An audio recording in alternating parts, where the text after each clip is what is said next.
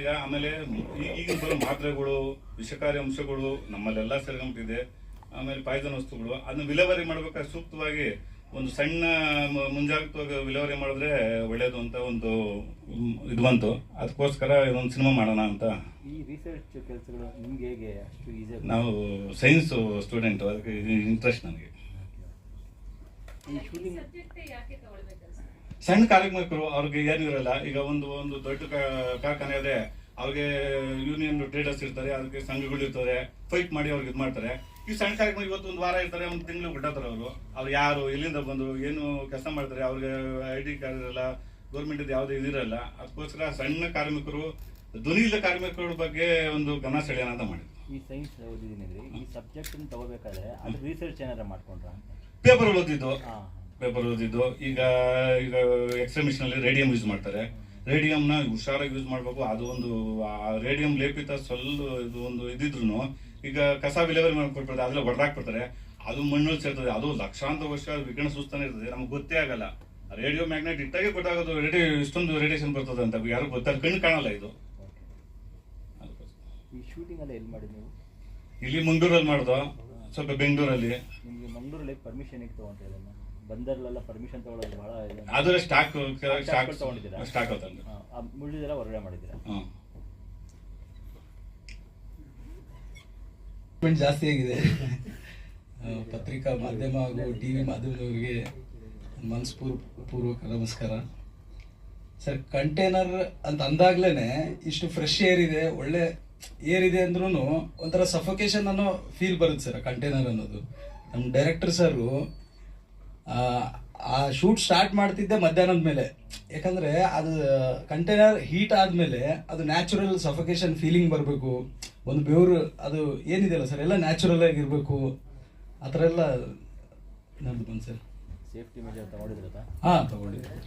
Container ಎಲ್ಲ ಕೂಡ ಬಿಟ್ಟ ಮೇಲೆ ಅದೊಂದು ಇಲ್ಲ ಸರ್. ಅದು ಏನು ನಿಮ್ಮ ಕ್ಯಾರೆಕ್ಟರ್ ಏನಾಗಿರುತ್ತೆ ಸರ್? ಇದರಲ್ಲಿ ಒಂದು ರೇಡಿಯೋ ಆಕ್ಟಿವ್ ಎಲಿಮೆಂಟ್ ಅಂದ್ರೆ ಒಂದು ರೇಡಿಯೋ ಆಕ್ಟಿವ್ ಹಾಂ ಸರ್.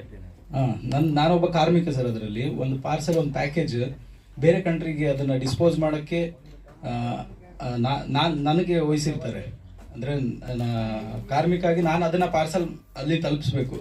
ಆಗೇನಾಗುತ್ತೆ ಅಂದರೆ ಮಿಸ್ ಆಗಿ ಯಾರೋ ಒಬ್ರು ನನ್ನ ನೋಡ್ದೇನೆ ಅದನ್ನ ಕ್ಲೋಸ್ ಮಾಡಿಬಿಡ್ತಾರೆ ಸರ್ ಕಂಟೈನರ್ನ. ಹಾಂ, ಸೊ ಅದು ಎಷ್ಟೇ ಕಷ್ಟಪಟ್ಟು ಫೋನ್ ನೆಟ್ವರ್ಕ್ ಇರುತ್ತೆ ಸರ್, ಸ್ವಲ್ಪ ಇರುತ್ತೆ ಸ್ವಲ್ಪ ಇರಲ್ಲ. ಅದು ಕಷ್ಟಪಟ್ಟು ಹಿಂಗೋ ಟ್ರೈ ಮಾಡ್ತಾರೆ, ಬಟ್ ಅದು ಆಗಲ್ಲ ಸರ್ ಕೊನೆವರೆಗೂ ಸರ್. OTP ಅಂತ ಒಂದು ಸಿನಿಮಾ ಮಾಡಿದ್ವಿ ಸರ್ ನಾನು 2019 ಮಾಡಿದ್ವಿ. ಲಾಕ್ಡೌನ್ ಆಯಿತು, ಅದಾದಮೇಲೆ ಇದು ಸರ್. ಸರ್ ಇದು one day sir, one day ನಡೆಯೋಗುತ್ತೆ. One day sir. Thank you sir. First of all ಎಲ್ಲರಿಗೂ ನಮಸ್ಕಾರ. ಇಲ್ಲಿ ಬಂದಿದ್ದಕ್ಕೆ ಧನ್ಯವಾದಗಳು. ಕಂಟೈನರ್ ಅಂದರೆ ನನ್ನ ಹೆಸರು ಮಂಜುನಾಥ್, ಕಲಾವಿದ. ಕಂಟೈನರ್ ಅಂದರೆ ಫಸ್ಟು ನನಗೆ ಮೈಂಡಲ್ಲಿ ಬಂದಿದ್ದು ಅಂದರೆ ಕಂಟೈನರ್ ಅಂದರೆ ಏನಾದರೂ ಒಂದು ಕಂಟೈನರ್ ಅಂದರೆ ಈ ಥರ ಇರುತ್ತೆ ಅಂತಂದು. ಬಟ್ ಸರ್ ನನಗೆ ಆಡಿಷನ್ ಮಾಡಿಬಿಟ್ಟು ಸೆಲೆಕ್ಟ್ ಮಾಡಿ ಅದನ್ನು ನರೇಟ್ ಮಾಡಿದಾಗ ನನಗನ್ನಿಸ್ತು ಒಂದು ಅದ್ಭುತವಾದ ಕತೆ, ಒಂದು ಹೊಸ ಕಾನ್ಸೆಪ್ಟ್ ಥರ ಅಂತ ನಾನು ಭಾವಿಸ್ದೆ. ಆ್ಯಂಡ್ ಫಸ್ಟ್ ಟೈಮ್ ನನಗಿಷ್ಟು ಒಳ್ಳೆಯ ರೋಲ್ ಕೊಟ್ಟಿರೋದು. ಸೊ ನಾನು ಅಂದ್ಕೊಳ್ತೀನಿ ಇದಕ್ಕೆ ನಾನು ಕಂಪ್ಲೀಟ್ ಜಸ್ಟಿಸ್ ಮಾಡಿದ್ದೀನಿ ಅಂತ. So that's it. ನಾನು ಡೈರೆಕ್ಟರ್ ಸರ್ಗೆ ಥ್ಯಾಂಕ್ಸ್ ಹೇಳೋಕ್ಕೆ ಇಷ್ಟಪಡ್ತಿದ್ದೀನಿ. ನಾನು ರಣರಾಕ್ಷಸ ಅಂತೇಳಿ ಒಂದು ಸಿನಿಮಾ ಮಾಡಿದ್ದೇನೆ, ಪ್ರೊಡ್ಯೂಸರು ಮತ್ತು ಆರ್ಟಿಸ್ಟ್ ಕೂಡ. ಈ ಕಂಟೈನರ್ ಸಿನಿಮಾಗೆ ಎಕ್ಸಿಕ್ಯೂಟಿವ್ ಪ್ರೊಡ್ಯೂಸರ್ ಆಗಿ ನಾವು ಕೆಲಸ ಮಾಡಿದ್ದೇವೆ. ಸೊ ಈ ಕಂಟೈನರ್ ಅನ್ನೋ ಕಥೆನ ಹೇಳಿದ್ರು, ಇದು ವಿಭಿನ್ನವಾಗಿತ್ತು. ಸೊ ವಿಭಿನ್ನವಾದಂಥ ಒಂದು ಕಥೆನ ಒಂದು ಚಿತ್ರ ಮಾಡಿ ಜನರಿಗೆ ಅರ್ಪಿಸೋದು ಒಂದು ಮುಖ್ಯವಾದಂಥ ಅಂಶ ಅಂತ ತಿಳ್ಕೊಂಡು ನಾನು ಕೆಲಸ ಮಾಡೋದಕ್ಕೆ ಇಷ್ಟಪಟ್ಟೆ. ಸೊ ಈ ಚಿತ್ರ ಒಂದು ರೀತಿ ವಿಚಿತ್ರವಾಗಿ ಕಥೆ ಮೂಡಿ ಬಂದಿದೆ.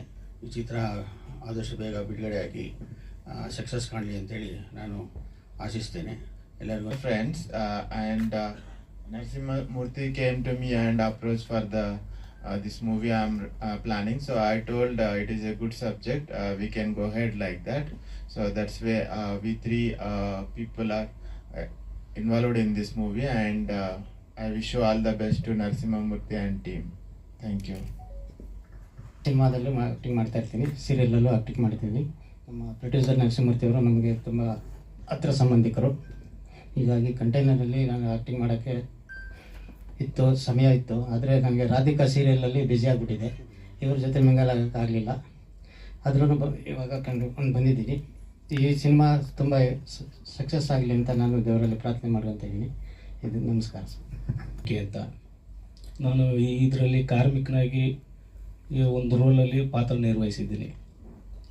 ಕಂಟೈನರ್ ಸಿನಿಮಾ ನನಗೆ ತುಂಬ ಇಷ್ಟ ಆಯಿತು, ತುಂಬ ಚೆನ್ನಾಗಿ ಬಂದಿದೆ.